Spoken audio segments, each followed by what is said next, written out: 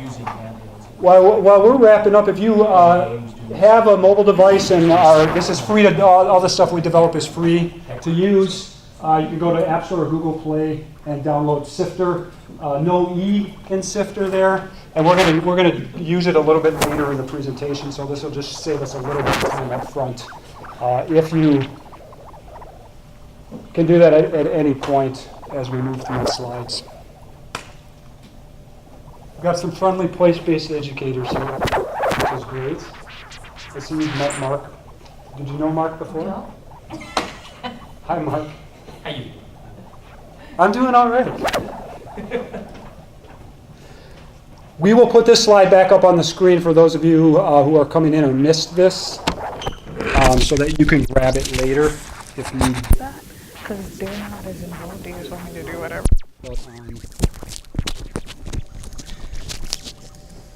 All right. So what we are going to, Larry and I are going to be talking about is fieldwork, which is such a broad, sort of sloppy concept when we talk about it across the curriculum. So we're going to also give just a little bit of some really high-level definitions. And then we're going to introduce people to a particular platform that was developed here at UW via Field Day Lab, which is where I work, which is a tool to try to facilitate and support folks doing field work. Larry is then going to share a project that he worked on with some second and third grade students, just as an example of a particular type of field work. And then you'll be able to play around with Siftr, and we'll end with some questions. All right? So I'll start with just a really broad, this is probably the broadest stroke in terms of field work, but you're collecting data and you're doing it in the natural environment rather than in a laboratory environment, right? And field work comes, probably many of you may already do field work in your own work that you have. Also, field work is discipline or domain specific as well. The type of field work you do in folklore is different than the type of field work that you're going to do in biology, as an example.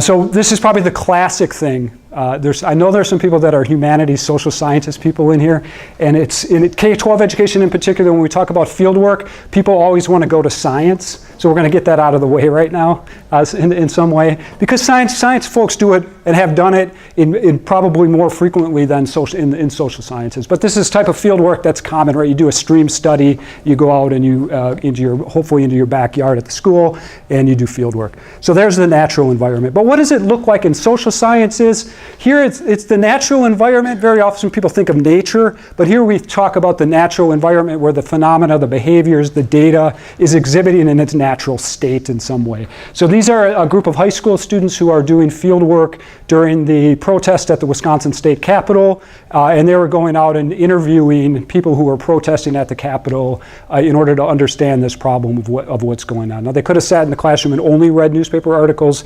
This actually gave them a different experience, and they were able to gather different data by doing that. That doesn't mean they weren't also reading newspaper articles, but this extended the learning outside the classroom.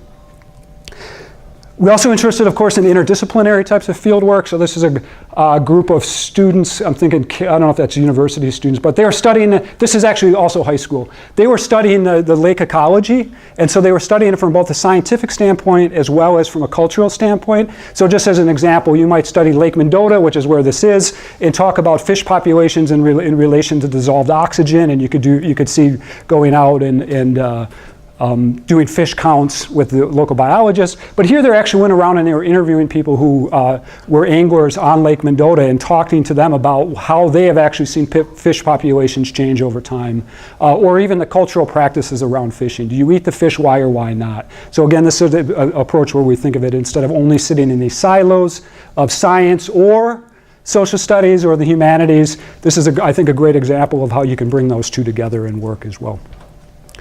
So I'm just going to introduce the three types of really high-level field work, just to give us a little bit of a framing. This is a classic one, which I call concept or skill-focused. I'm teaching students a concept or a skill, and then I want them to go out into the quote-unquote real world and find examples of that thing, right? Think of it as they have an instrument that they're using to observe the world. In this case, their instrument is a tree guide. They're going to go out and they're just going to identify trees.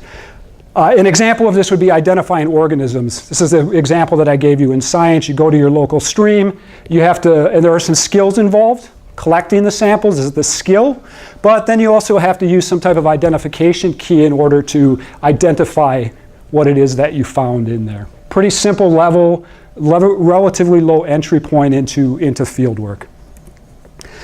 From a humanities standpoint, you might have architectural styles, and you go out in the world and you're looking around for different architectural styles, and then your field work is basically applying this understanding that there's different types of architecture and I can identify them where they naturally exist. All right. Second type of field work obviously builds on the first one, but this is one where you have an inquiry focus of some sort, where you're actually posing some type of inquiry question where your field work actually is going to help you answer that question.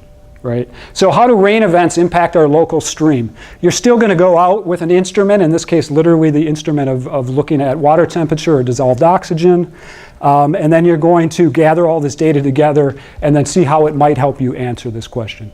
I think Larry, where I've seen Larry working with second and third graders, also uses the same thing as a way to generate new questions, right? So you go out into the field and you start observing things, and then from that bubbles up all of these inquiry questions. But in this case, it's inquiry focused.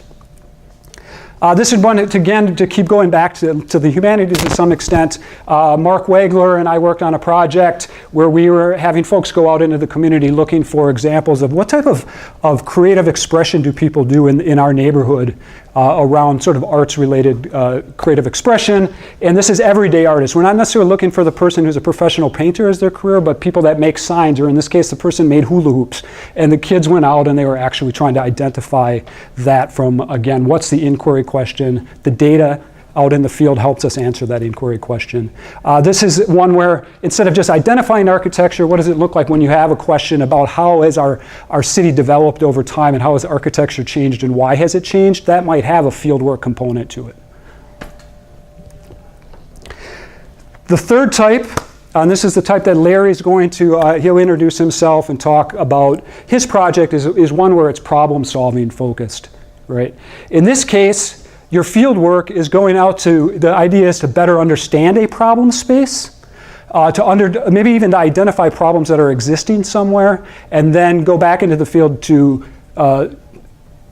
practice or try out designs that you developed in order to try to solve those problems. So in this case, I'm trying to build this stream one. You might then say, well, we've been studying the stream. We know that we've learned that there's some changes in how the stream looks after a rain event. Now we are actually going to start, like, how do we reduce the problem of erosion and or stormwater runoff in our community? This would require field work because if you have X amount of resources, you could see doing some type of inventory.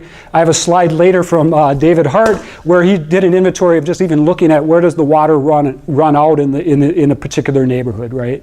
And that will help us then identify where we maybe put our efforts into stream erosion control. So those are the three types of field work. There are many, many more types of field work and where you can do it. We're trying to take a very thin slice of it right now.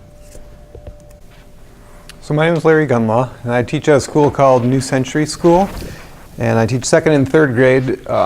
My school's in Verona, just 10 miles to the southwest of downtown Madison. This is the school building where I teach. It's right around exactly 100 years old, and it's pretty centrally located, so the kids can walk to residential areas, commercial areas, and even a little bit of light industrial stuff. These are some of the kids that I work with. And the project that I want to talk about that might be an example, or at least incorporates some field work, is a project from 3 years ago, actually. The project was called Terrace Town, which is a Dane County-wide project where kids use recycled materials to design and build model communities. And so my focuses on that our focuses were the idea of urban planning and some aspects of architecture.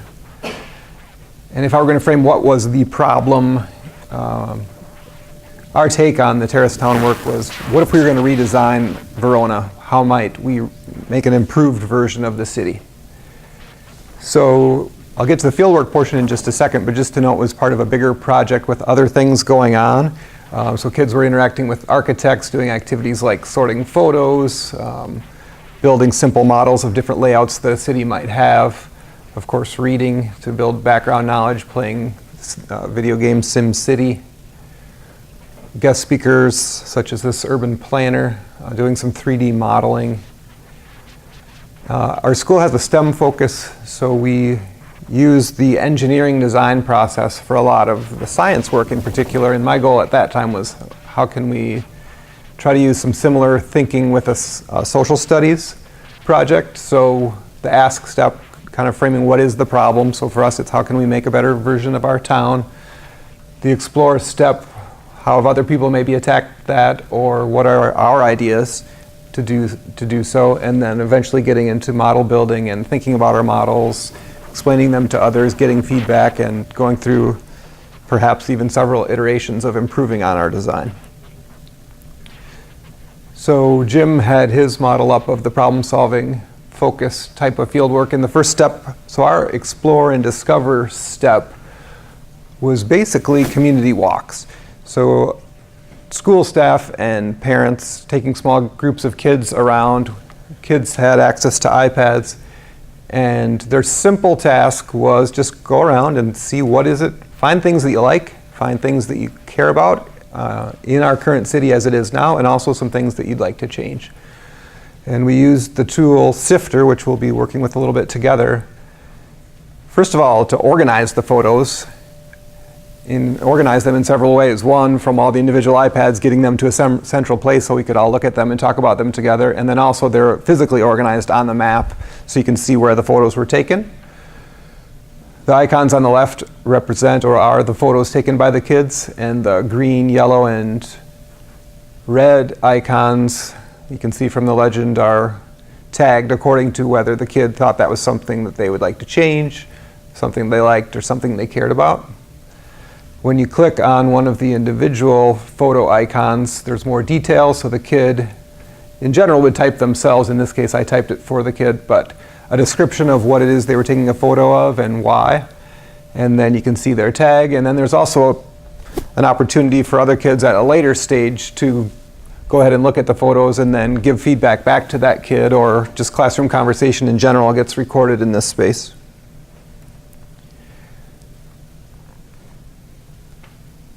And obviously the kinds of things that they're noticing are at a kid level. This kid likes the castle design on this building. And this is a very beat up sidewalk, which I would agree with. So at the identifying problems stage, we did lots of different activities. Here are a few, just some physical sorting of having the kids spend some time looking at the photos that were posted to Siftr, and then trying to identify what problems were emerging and doing some sorts with Post-it notes. We pretty quickly kind of got overwhelmed with the quantity of problems that people were finding, so we needed to narrow things down and used a survey. This is a partial list of some of the themes that emerged. So kids helped narrow that down through their voting. And then I think we narrowed it down to animals, health, and housing, perhaps. I think we're the top three. So then the next task was to think ahead to, okay, we know we care about these ideas. We've identified the areas that we care about. Now what are we going to do in terms of more specifically identifying what are the problems in those areas, or what kind of solutions would we like to see? So we used a tool called Padlet, just basically an online bulletin board kind of space where, again, part of the issue is just keeping track of all the ideas that get expressed and putting them in a place that we can come back to. So this is the one about housing, kids posting some suggestions that they would have that they wanted our class to think about before we built the model city. And then for our project, I guess the design implementation stage was really the actual building of the city. And I don't have a lot of photos of that. Coincidentally, someone broke into my classroom right around this time, and what did they steal? My laptop. That's not a good thing to have taken for a teacher. And then, do you think there's time to show the video? We don't have Okay. Yeah, it's probably only mute. It's actually given me a funky icon, so we might not really get any sound. but it's mostly just music that's the sound. This was actually a video that was made to thank the volunteers, because it was quite a few volunteers that were necessary to coordinate that many small groups of kids. But it gives you a little bit of a sense of what might it look like when kids are out doing their field work. I don't think there's anything other than the music that you'll, oh, it's there.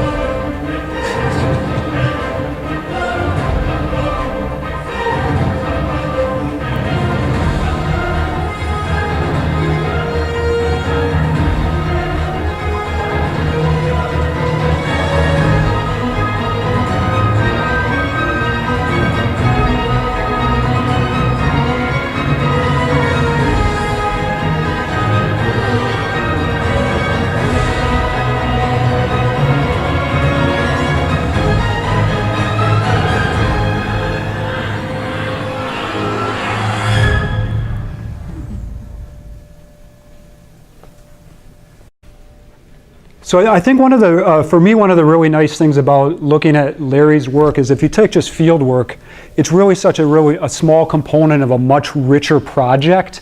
I mean, to sit with Larry or actually to be in his classroom is pretty amazing. And this presentation doesn't even do justice of all the really richness of the moving parts. And I think that's really important. The other thing is, so fieldwork is only one part of this larger project. The second is that this link, as we start talking about digital tools, is what is this sort of relationship between analog tools and what are the affordances of being able to take the Post-it notes and put them up on the board, or using a handheld thing on a clipboard when you walk around the neighborhood versus using digital tools. I think it's really important to think about that and how do they complement each other and when do you use one versus the other. With that said, I'm going to promote a digital tool, but I will only promote that in the light of saying what are the larger goals we're trying to achieve and which of these tools sort of works for us and in which context as well. I think, does anyone have, let's pause for just a second instead of moving on to Siftr, because sometimes then the questions generate around Siftr itself versus sort of thinking about this type of experience. So let's anything that you've seen up to this point, any questions? Thanks. Yeah. My compliments to this project. I just thought it's just astounding, and I'd love to talk to you after, because I'm a third grade teacher and we do something similar in Los Angeles. My question about the Siftr is, did you give some kind of a model of restraint for the kids of, is it worth it? Is it worth to take this picture, or were they just kind of given the tool and take a picture and we'll sort it later? Yeah, so it's kind of hard for me to get back into the specific memories. It's 3 years ago, which you'd think I'd remember it all, but I know we did a practice walk, so I'm wondering if we may have had some of those conversations while we went around together. And I remember being on a boat tour to the Wisconsin Dells when I was a kid, and I remember this one mother said to her son, "Come on, Earl, be selective." And I think it's kind of the idea you're talking about. There's the other one nice thing about that the Siftr does offer as well is, so there is being selective, but we know everyone's not going to be selective, right? So they're going to be somewhere in the range. Is that I think what Larry did, what I noticed when I've watched him work on these types of projects, is that's the idea of bringing the photos together. So then you're doing the next round of being selective, right? So as a way, you're not necessarily selecting the pictures when you take them, but you're being sort of selective when you're picking out which ones do we want to talk about. I think that's an important sort of move, because you only have so much control once kids are out taking snapshots, right? The second thing I know that I would also add to this is that, Larry, you may not name it in this way, but I think there's sort of a digital literacy thing that you do with your kids. So this notion of commenting, you can comment within Siftr. And you talk with your students about, okay, how do you go about commenting? What types of things do you say? So it was sort of a situated opportunity for them to actually practice these skills that they might practice in another context as well, if that makes sense. Other questions about Larry's practices or this project? Were there any existing models or case studies, or just kind of cutting a path with this, using this app in this way? I'd used the app before with some work that we did around plant diversity. So I guess it was mostly building on that. Don't, I think it would be, I would also add that it's less that the app just came in because it was the right tool that supported the type of work that Larry already does with his kids. So to me the question is, how do you manage, this would be, if you're going to tackle Larry and ask him questions, like how do you manage a really rich project with kids, second and third grade kids with a wide range of reading abilities and interests and et cetera, et cetera. I think that's the part that is the challenge. The question is does this tool help do that? For me, at least, as sort of from a research perspective, does this tool help sort of facilitate that process? I think Padlet was brought in too because the functionality wasn't complete there within Siftr. it was a good place to put lots of ideas in one or a smaller number of spaces, I guess. At least I wasn't aware of a way within Siftr, unless I sort of created some fake images in there that would be placeholders for bigger conversations. Siftr lended itself more to what do you want to say about this one photo, or some of the comments we would do in the forms of hashtags, because then you can search within Siftr. So kind of like you're saying, it's sort of being selective after the fact. If there are 600 photos in there, but then say, okay, go through and tag the ones that have to do with animals or housing or transportation.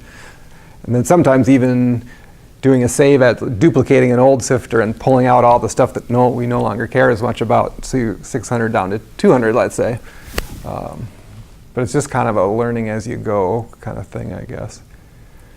So in this slide, I think this sort of relates to this question of like knowing what to take. You know, we got the snapshot sort of culture of you taking pictures of everything, or lots of pictures. But also the question is, when you go out, how do you learn to notice? How do you learn what to take pictures of or not take pictures of, right? Cultural anthropologists sort of talk about this education of attention. So when somebody walks through, if you talk to somebody who hunts, as an example, in Wisconsin here, the way that they walk and had learned to actually walk through and notice things is just part of the air that they breathe, right? And so within a classroom context, how do you get kids, or learners, I should say, to actually move towards having perceptual attunement, right? And part of it is actually creating frameworks. So the one thing that Siftr does do is the same way as you don't just say, hey, let's all go outside and start taking a walk. That's usually not what happens. You go out with some sort of lens in order to sort of see the world with.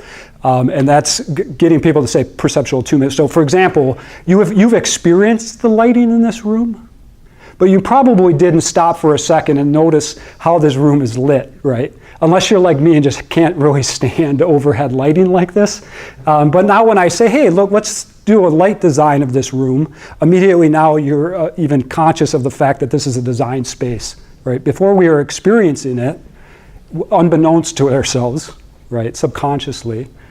But once we start to slow down and take it apart and think about it, we're raising our perceptual attunement. Okay.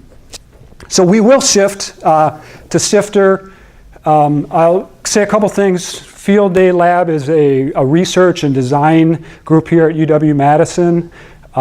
We work a lot with K-12 and university teachers and students. In part, we've got great generous funding from Department of Public Instruction, who has really supported our work to connect with folks like Larry and do combination of fellowships where we work with teachers to actually help us improve the stuff that we build. Right, so Siftr, when Larry was at a project we did years ago, was essentially to try using it with teachers and students in order for us to improve the quality of it and make it useful in their classrooms. And then we also work with them to sort of share projects with each other, right? Because Larry generates ideas that I borrow and use with students, and then we can share them with other folks as well. So that's part of actually why we're here today.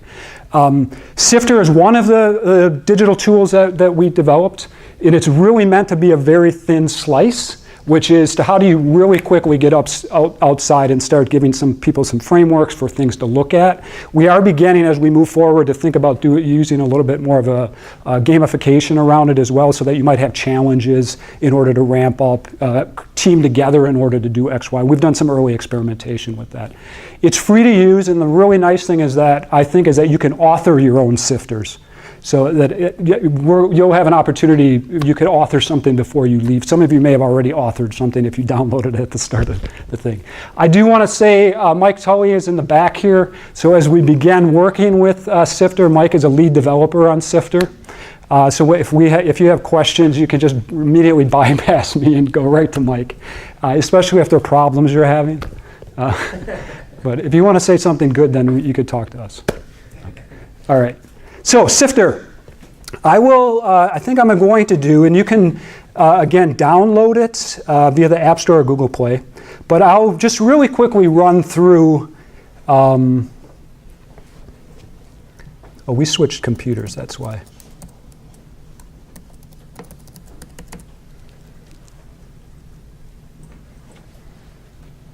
Yeah, classic. I'll run through some functionality. We will then do a quick Siftr activity, and then we'll stick around so that you have time to build your own if you want to as well. Okay.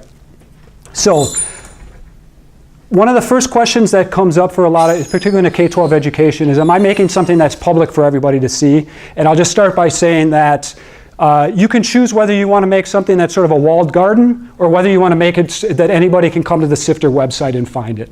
Okay.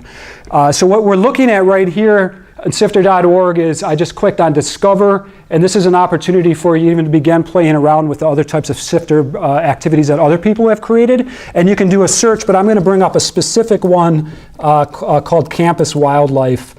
And this is one done on by college students on campus here in an ecology class. And you can see, again, as Larry pointed out, you're going to generate pictures over here, and you're going to generate geolocated samples over there. And these are going to be color-coded based on the categories. So this was an ecology class. They all went outside, and they did this over the semester. They were looking for animal tracks, live animals, homes, scat, food, and an other, and then they would take photographs of these and bring them back into class and start talking about them.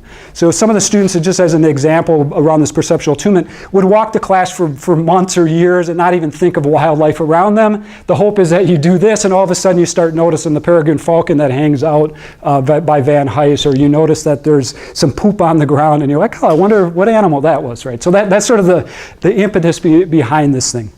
I'll show you just some functionality. In this corner up here is where the Siftr is. And what this allows you to do, a couple things. You can, Larry pointed out, you can search by keyword. So if you wanted to look for falcon, you could type that in and see if anybody noticed it. You can also do by date. So you can imagine a project where you might be tracking something. Digital graffiti is a project that some folks are working on. So you might look at a neighborhood and say, I want to see the pictures that were uploaded only for a certain time. And then maybe you can say, oh, wow, graffiti is changing in this neighborhood or not. The other thing then is you can turn off any of these filters. So if I only wanted to look for homes, I would just start turning these other ones off here. And you could see you're going to be left just with the green one. All right. Very similar to other map-based photo things. If I zoom in to this or move it around, what ends up happening on the left hand, it'll only display those things that are in the screen. Does that make sense? So you're filtering that both geolocatively as well as which of those tags that you want on. Any questions about this functionality? Okay.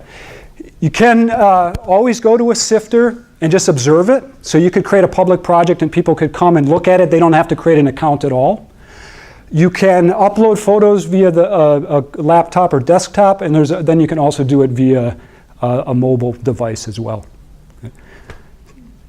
I will then very quickly, I just took this actually picture just a couple days ago.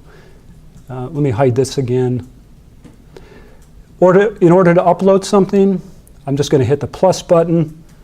I'm going to select the image that I want to upload. Let's see on the desktop. It's not showing my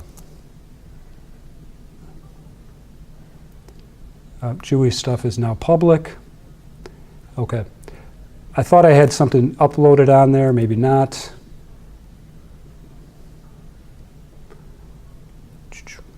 bring my turkey over here, will it? Do I have to accept this?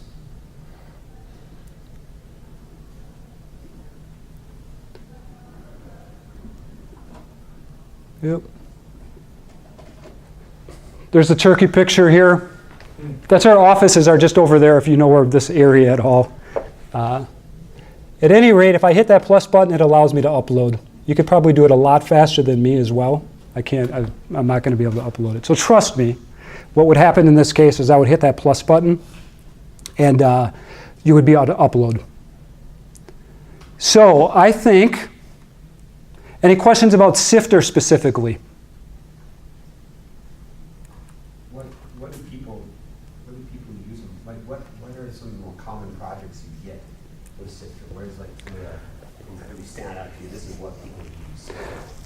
So one way to think about that is how I sort of think of it as another framework that uses how open or closed-ended it is, so type of question. So it gets really, this is one nice thing is we like to put stuff out in the world and see how people use it. So this question is really interesting us to see what happens. There's a class, an introductory class here at UW called UW Experience. Someone developed one called Open Doors. There were no categories. The only task for you to do is to go to open a door on campus here that you've walked past and never opened.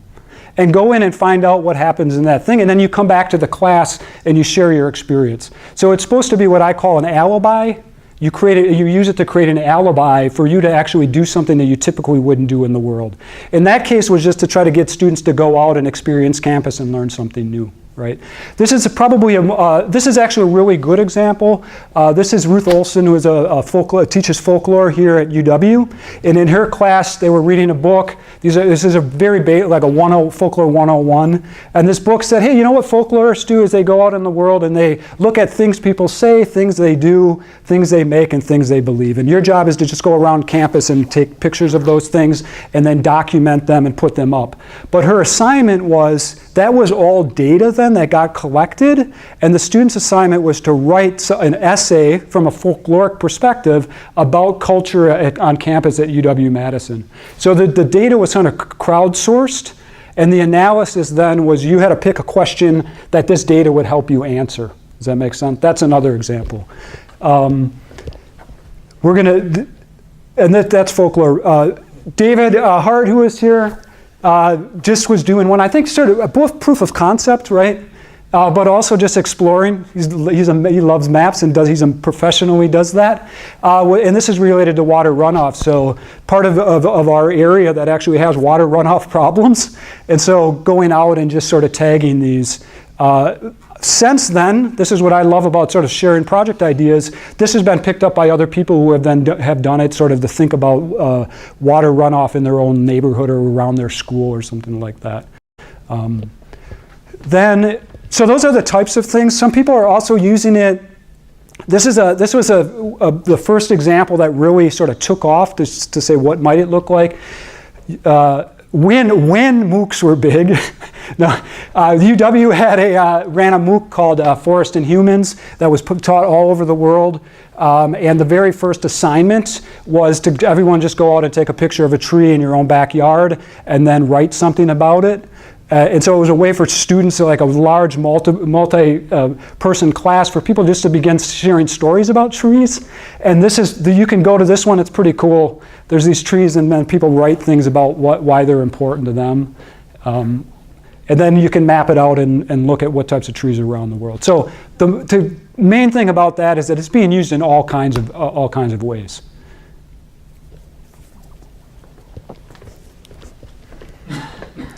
All right, I will, should we create I'll walk you through creating a Siftr.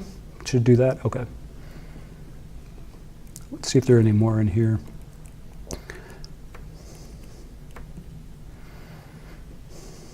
All right.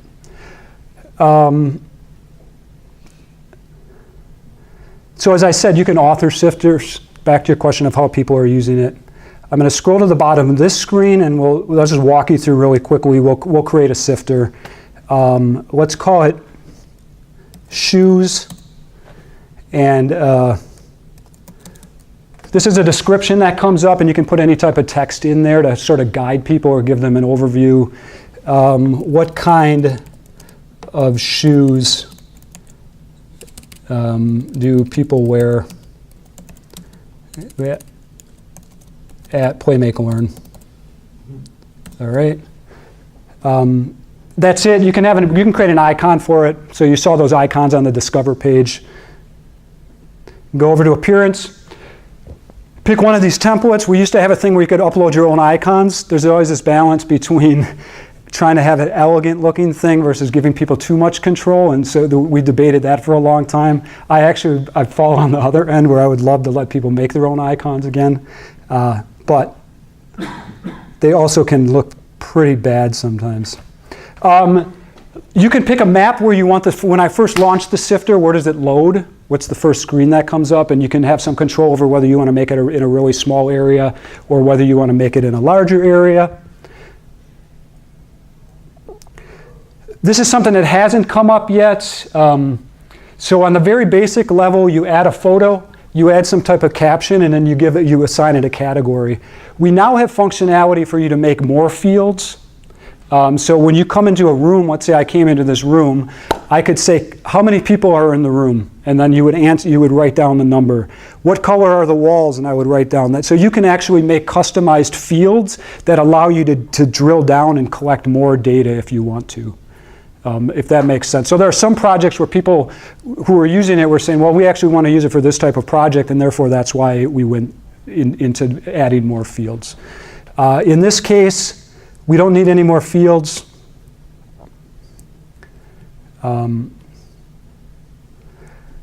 Project link would be a way for you to, I'll hide from search would be you want to keep it out of that Discover page, so you would want to make it a little bit of a walled garden. And then moderation, hide it from moderation would be all these posts come in, and then you could choose whether you want to allow posters to start showing up or whether you want to make sure that you say yes, go. Obviously, the biggest problem if you have a lot of people and they get bottlenecked in, you sort of lose the instant gratification of seeing your data posted right away. And then the last one is you can put a unique URL on the end of it. So if I put shoes on it, it's now going to be siftr.org/shoes would be the way that you would find it. I'm going to publish this one. And now that Siftr project is live. And I can go back and edit as well in this thing. So if this worked, what you should be able to do is go to Siftr. You should either be able to do a couple things. If you've downloaded the Siftr app, you should be able to search for that Siftr and find it. If you have not downloaded the Siftr app, you could also go to siftr.org/shoes, and it should pop up.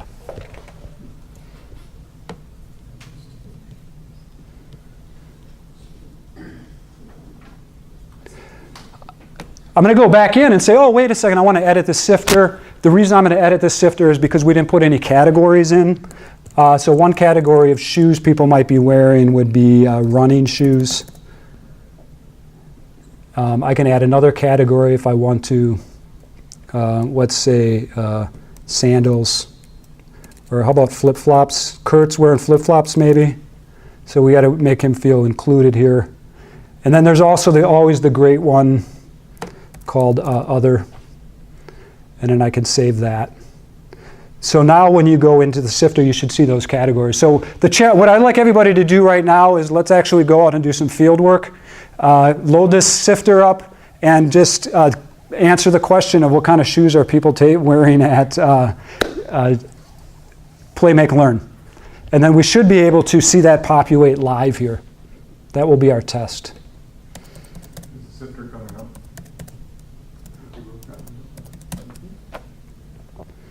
We got one already. Our first post has come up.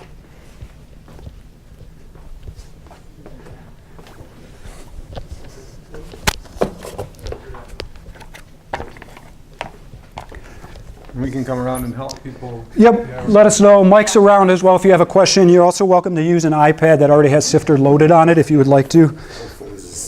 Yep. If you can either create an account if you want, or you can phone one. Phone one. Yeah, with a PHONE1, and you just use the same username and password will get you in there. Enable your camera? Did it ask you? No. Oh, okay. So when I go Yeah, this is one of those questions, like I said, when something crashes, then Mike will come into play. Okay. Thank you. Yep. Just for fun, we could do it.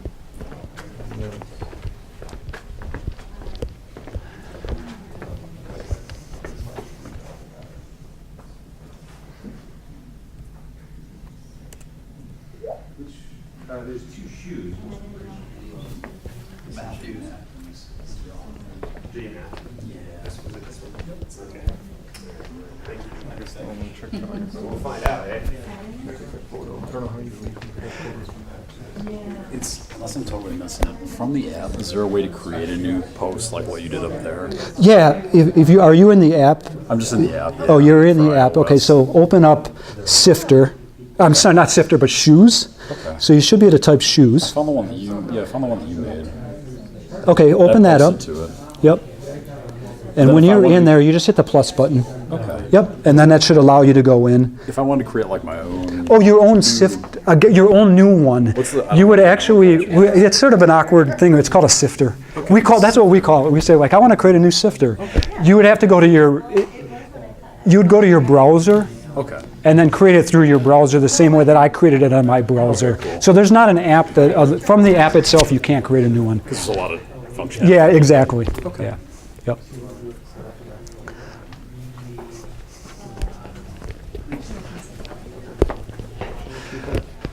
One of the nice things about fieldwork, I use it as an alibi to talk to people, so you might want to even take a picture of a neighbor's shoes if they're willing to allow that. I'm working on a project.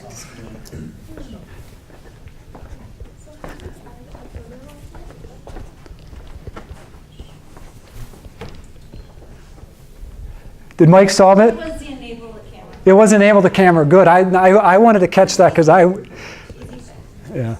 Out of curiosity, did it give you an option right away to enable the camera? No. It did Well, not. Oh, okay. I did. But that could have done, I might have dropped. Hey, David, thanks for stopping. I think I'm hot mic too. So okay. Yeah. See you later.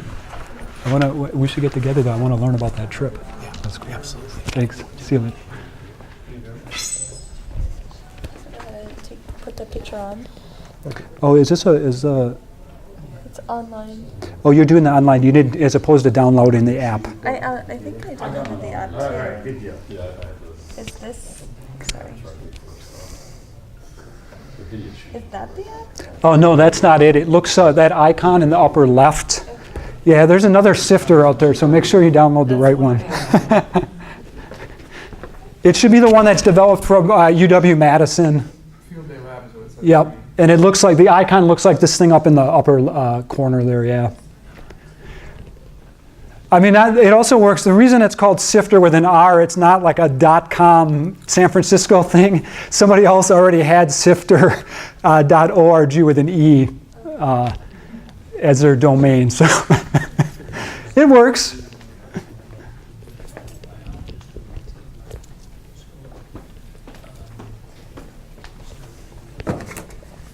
Do you see people using this like for scavenger hunts, things like that in schools?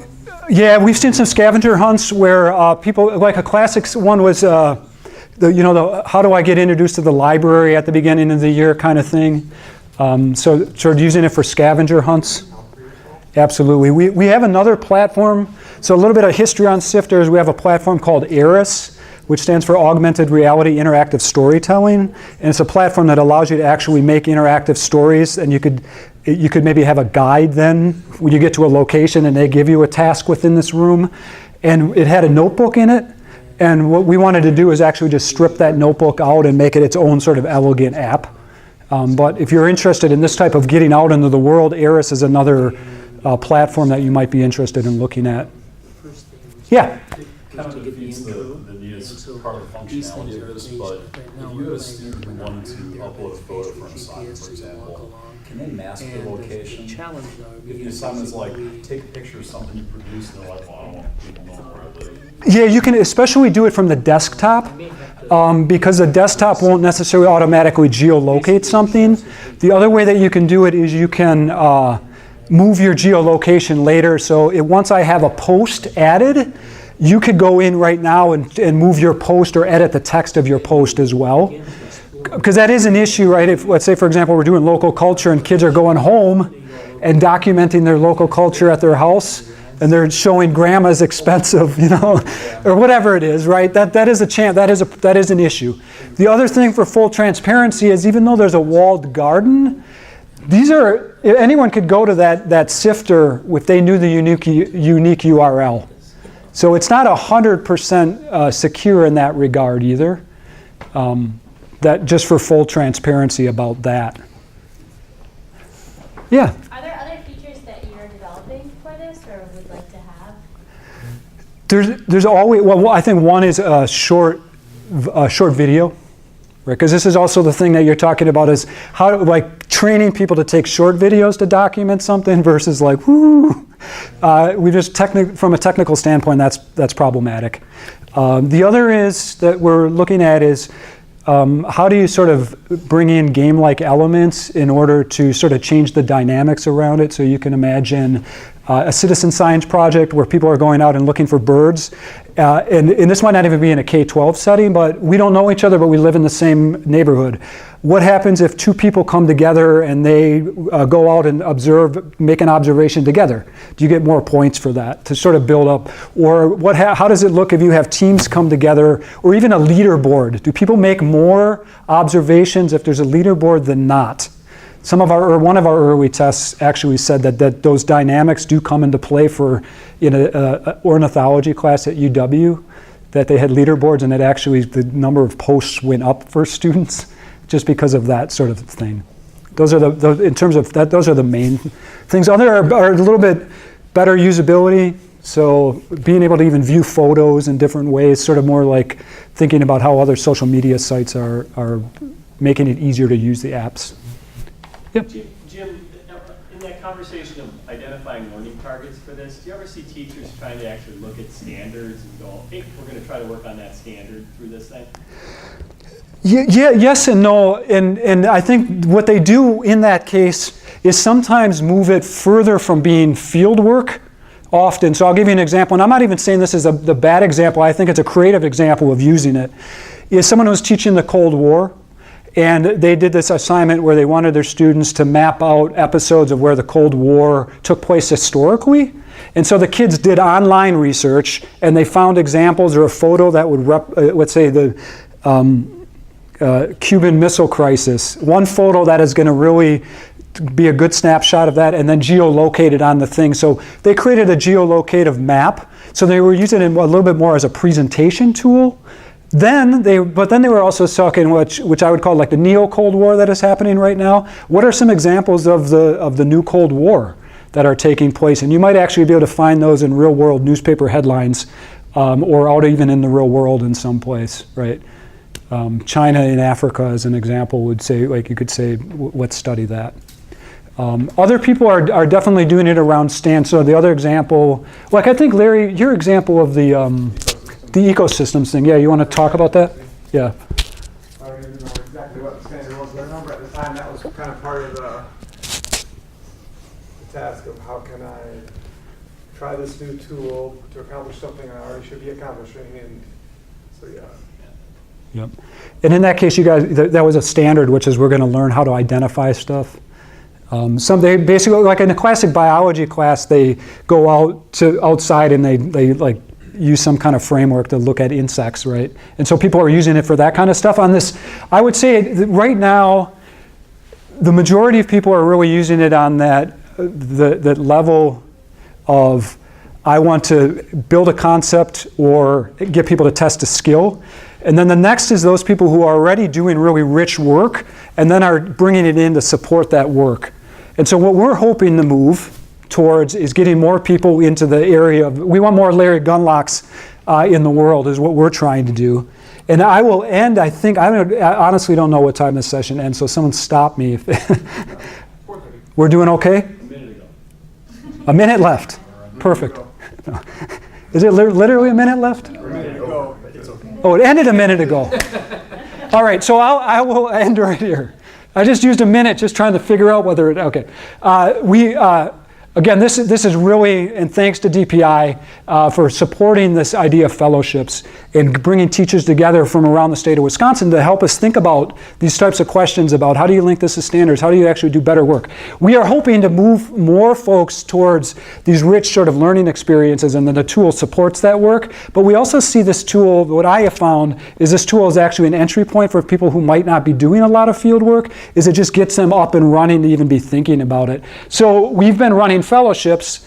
The last year we ran fellowships where teachers were coming in, learning about field work, talking to people that do field work in different disciplines, professional folklorists, professional scientists, et cetera, and then taking that and trying to translate it into their classroom. So if you're interested in that type of work, you can talk to me now or go to Field Day Lab and check out our other tools and keep an eye on our fellowships, because we're going to be running another fellowship in the spring specifically around this gamification thing. All right, thank you very much.